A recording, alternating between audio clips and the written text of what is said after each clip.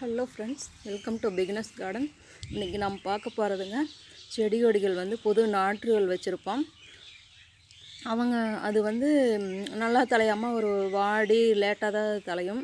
அந்த மாதிரி இருக்கும்போது இந்த மாதிரி ஒரு குட்டி பானையை எடுத்து அதில் ஃபுல்லாக தண்ணியை ஊற்றிட்டு இந்த செடிகளுக்கு பக்கத்தில் ரோஸ் செடியோ இல்லை மற்ற எந்த செடியாக இருந்தாலும் நாற்றுகள் புதுசாக வைக்கிறதுக்கு பக்கத்தில் ஃபுல்லாக தண்ணி நிரப்பி வச்சிட்டிங்கன்னா அந்த செடிகளுக்கு எந்நேரமும் ஒரு குளுமை இருந்துகிட்டே இருக்கும். செடிகள் வேர் பிடிக்கிறதுக்கு அதிக வாய்ப்பாக இருக்கும். செடிகள் நல்லா தலையும். அதே மாதிரி நம்ம எங்கேயாச்சும் ஊருக்கெலாம் போயிடுறோம், 2-3 நாளைக்கு வீட்டில் இருக்க மாட்டோம் அப்படின்னா நிறைய பேர் அந்த பாட்டிலில் தண்ணி ஊற்றி சொட்டு சொட்டாக விழுகிற மாதிரிலாம் வைக்கிறாங்க. அது அவ்வளோ நேரம்லாம் தாங்குமா அப்படின்னு தெரில. அவங்க வர்றது வரைக்கும் அந்த தண்ணி சீக்கிரமாக காலி ஆயிரும் அப்படின்னு நான் நினைக்கிறேன். 2 நாள் 1 நாள் தான் தாங்கும்.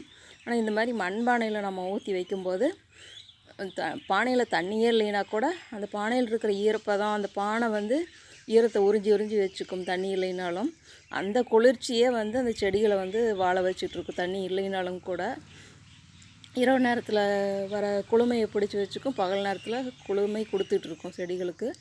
இன்னொரு வசதி இதில் என்னென்னா, பறவைகள், தேன் பூச்சிகள், குளவிகள், வண்டு இந்த மாதிரியான இந்த வெய்ய காலத்தில் அந்த மாதிரியான பூச்சி புழுக்கள் அவங்கெல்லாம் தண்ணி தேடிட்டு வருவாங்க.